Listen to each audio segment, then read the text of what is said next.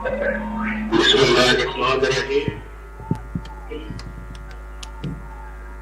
भाई अमीर मकाम साहब,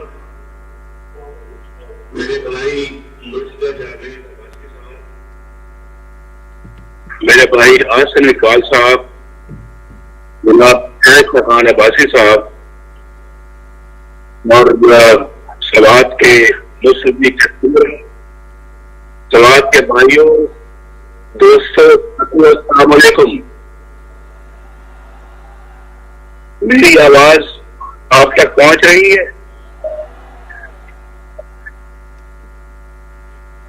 आप मुझे अपनी आवाज से बताएं, जवाब दें।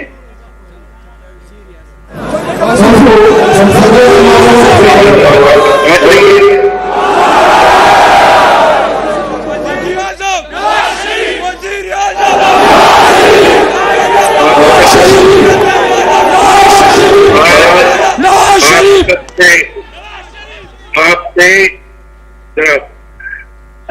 क्योंकि मैं आपसे बात कर रहा हूँ बहुत दूर से, तो मुझे पता नहीं लगता कि आप क्या कह रहे हैं और मेरी आवाज आप तक पहुंच रही है नहीं। लेकिन मैं आपको ये बताना चाहता हूं कि आज आपसे बात करते हुए मुझे बहुत खुशी महसूस हो रही है, क्योंकि बहुत दिनों के बाद आज आपसे गुफ्तगू करने का मौका मिला है।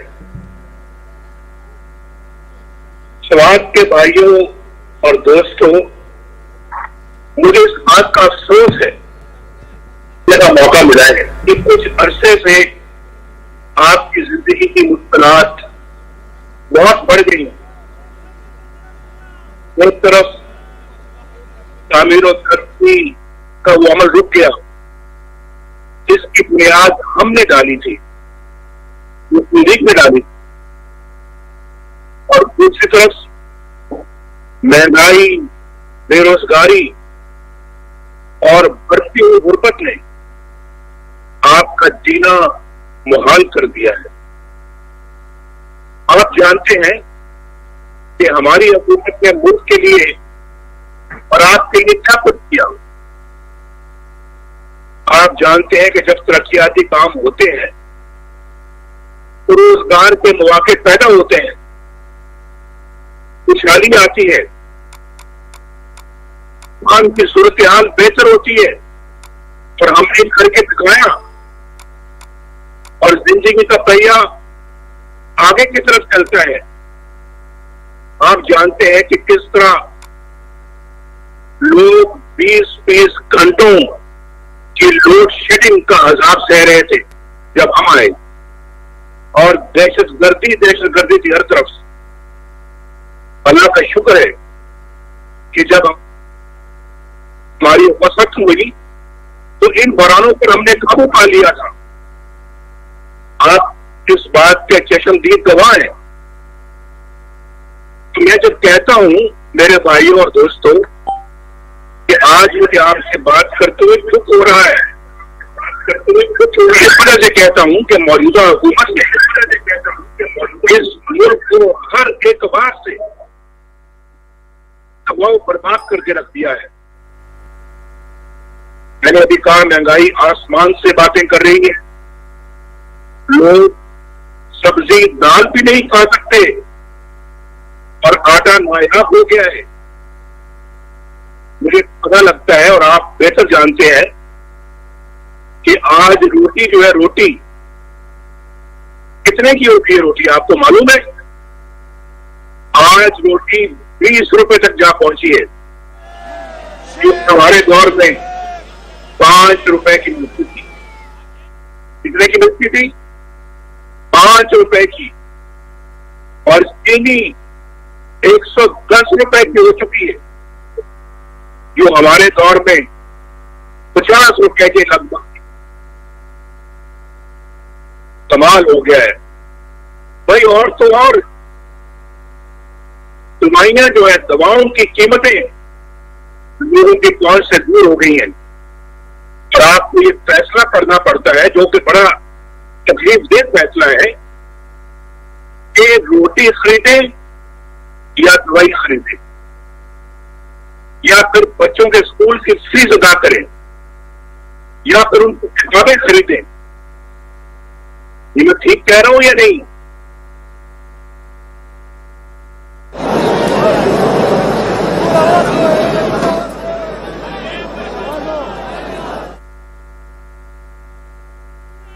नवाज शरीफ, नवाज शरीफ, नवाज शरीफ, नवाज शरीफ, नवाज शरीफ। लिंक हमारा राब्ता कट गया है।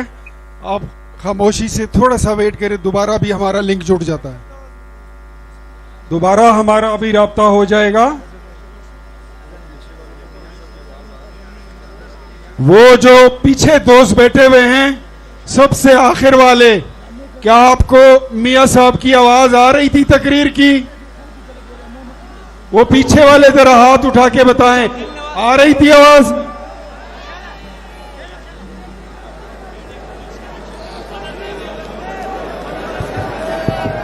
ताज तो शायद आवाज रात हो हमारे पास झंडे को लाओ के झंडे।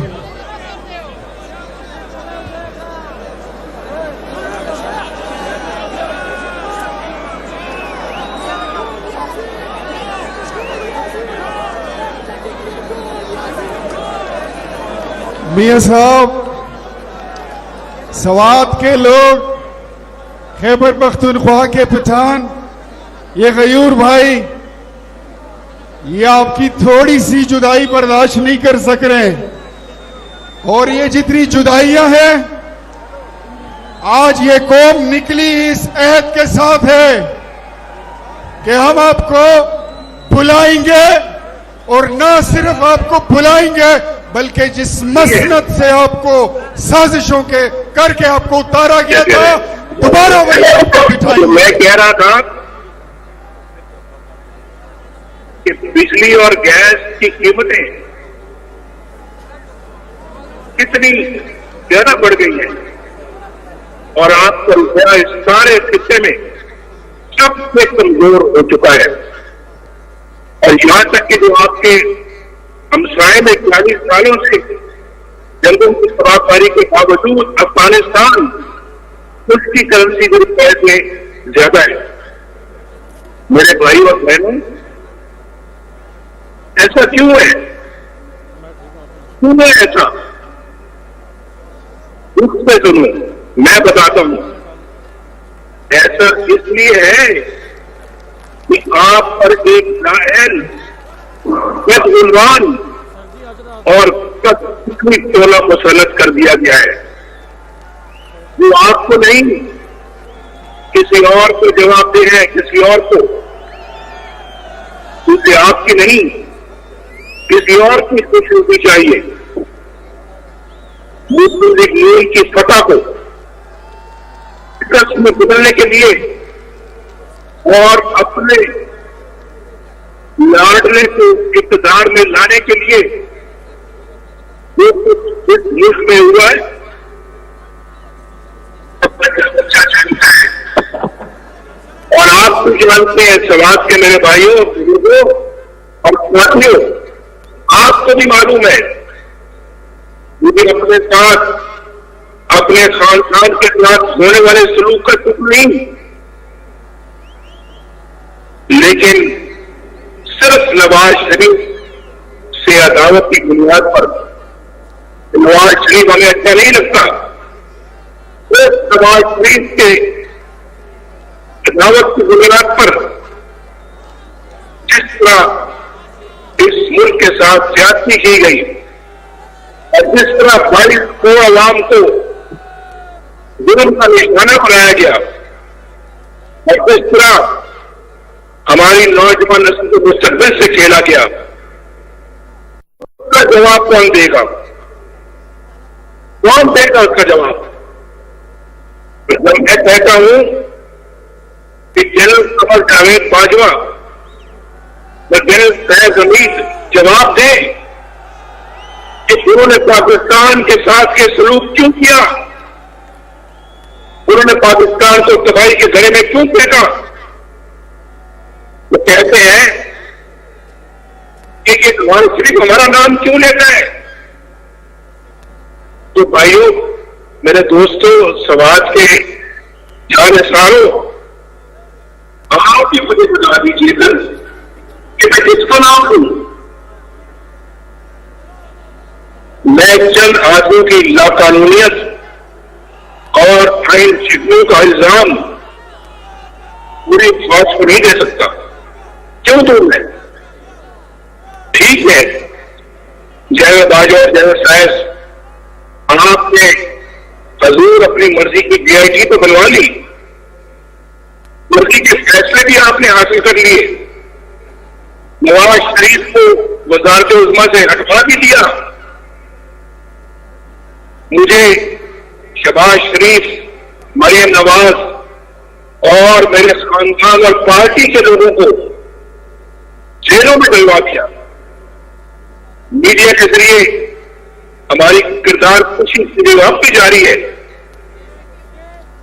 अगर मामला यहीं तक रहता तो चले, कोई बात नहीं थी, मगर पूरे मुल्क के अवाम को गुर्बत, बदहाली, महंगाई और बेरोजगारी के अंधेरों में धकेलने का जवाब किसी न किसी को तो देना पड़ेगा, देना होगा। चलो, मेरा तो जुर्म था कि मैं आपकी, पाकिस्तान के अवाम की हक हुक्मरानी की बात करता था, आइन की बात करता था, जमहूरियत के असूलों की बात करता था, अपनी हदूद के अंदर रहने के लिए कहता था। लेकिन अवाम का क्या कसूर था भाई? आपका क्या कसूर था? आपसे रोजगार क्यों छीन लिया गया? आपसे रोटी का नवाला क्यों छीन लिया गया? आपके बच्चों से तालीम क्यों छीन ली गई? आपसे इलाज करवाने की सूरतें और दवाइयां क्यों छीन ली गई? आपसे आपका इज्जत से रहना क्यों मुश्किल बना दिया गया? इसका जवाब मैं सिर्फ इमरान खान से नहीं मांगता, बल्कि उसे लाने वालों से मांगता हूं।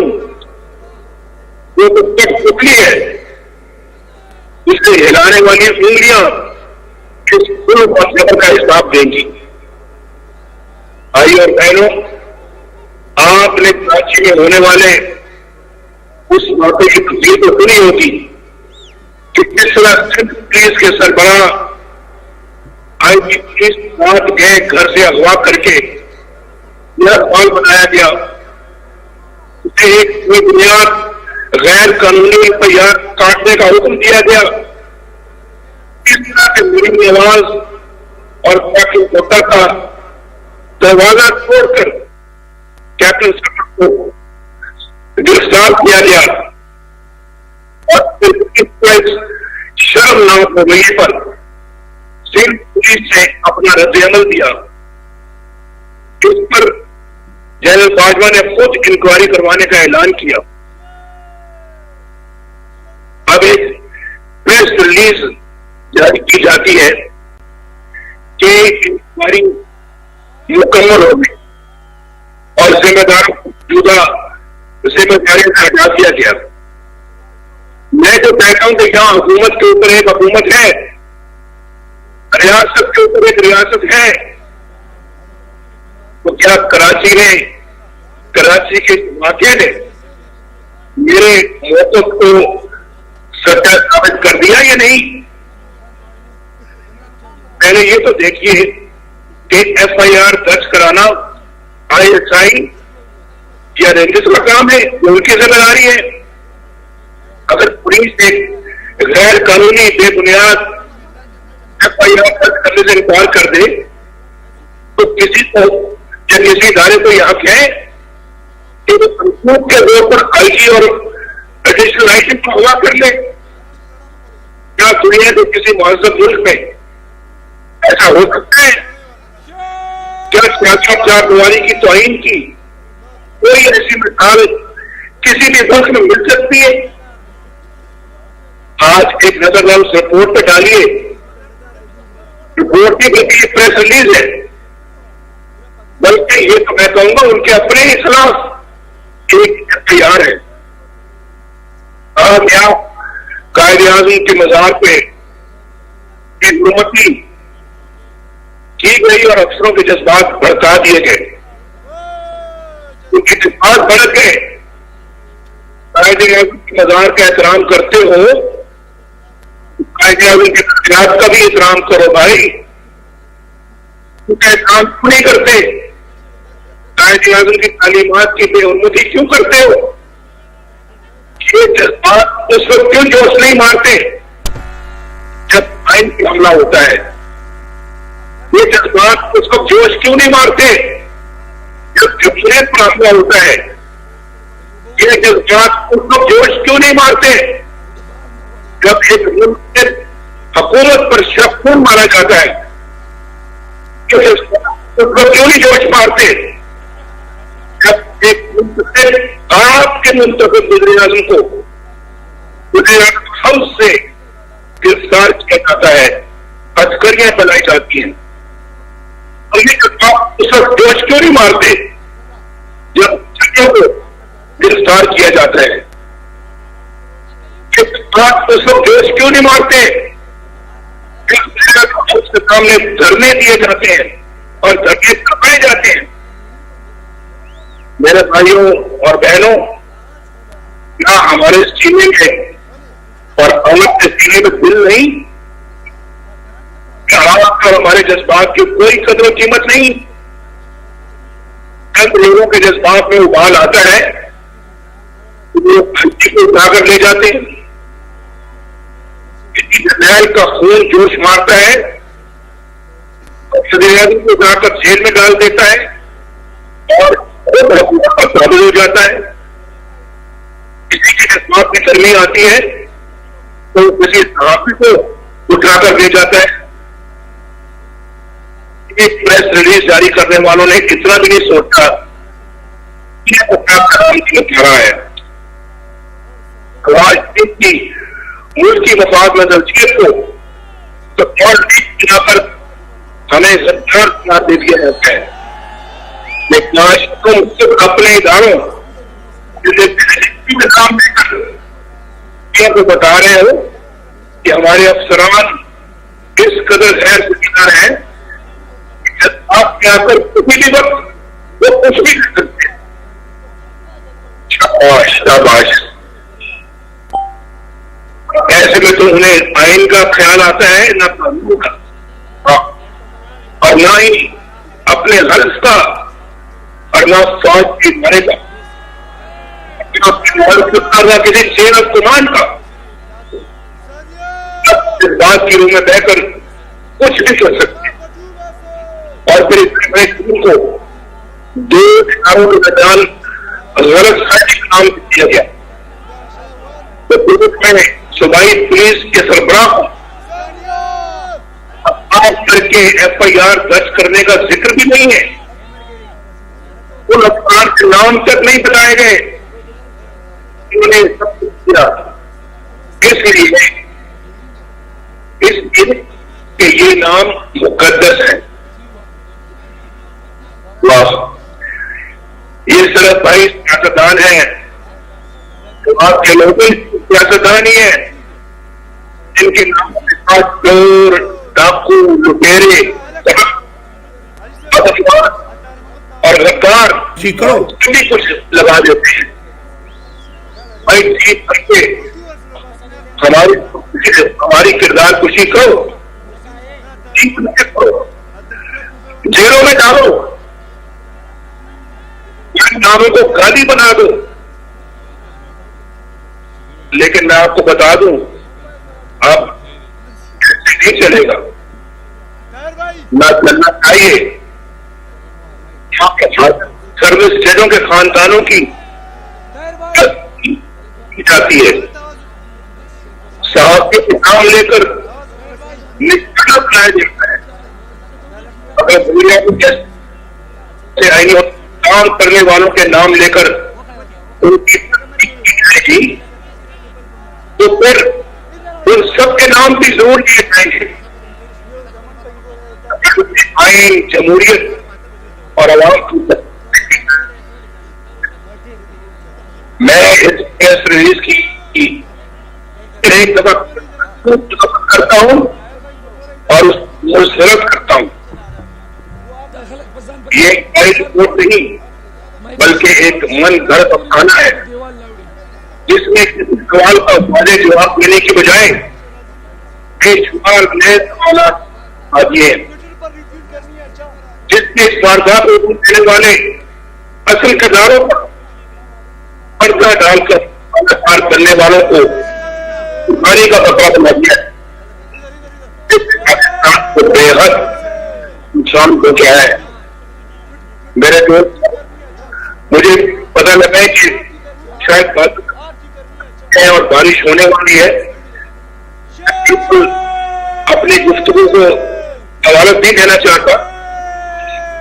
यही है रियासत के ऊपर रियासत जो मैं आपको बताना चाहता हूं। किसी को रियासत कहते हैं, किसी को हुकूमत के ऊपर हुकूमत कहते हैं। और यही है वो जो मेरे रात पाकिस्तान को आगे बढ़ने नहीं दे रही। यही है, यही हमारे लिए घाटे का सौदा है। आवाम की सच्चाई को सामने नहीं दे रही। जो रोक टोक करने वाले, आइन तस्लीम करने वाले सियासतदानों को इब्रत का निशान। भाई और बहनों, ऐसा कोई गलत फहमी नहीं है। अपने चाहते हैं बल्कि साबित करती है। हमने हमेशा अपने दारों को खुद किया है, मैंने किया है और मुझे पता है अफवाज पाकिस्तान को मजबूत करने में इसलिए तो कई आम इदारों को और अहलकारों को आइन का कहते हैं।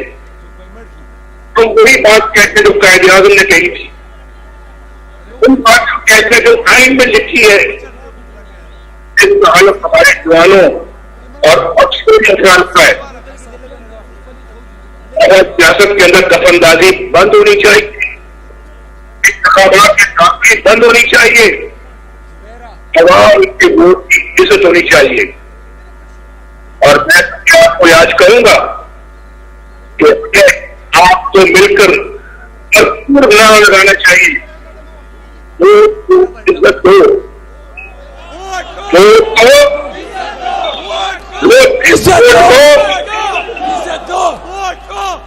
दो, एक दफा फिर इज्जत दो, इज्जत दो, इज्जत दो, इज्जत दो, इज्जत दो, वोट को, इज्जत दो, वोट को, इज्जत दो, वोट को, इज्जत दो, वोट को, इज्जत दो, इज्जत दो, इज्जत दो, इज्जत दो, इज्जत दो, इज्जत दो, मियां साहब, इज्जत दो, इज्जत दो।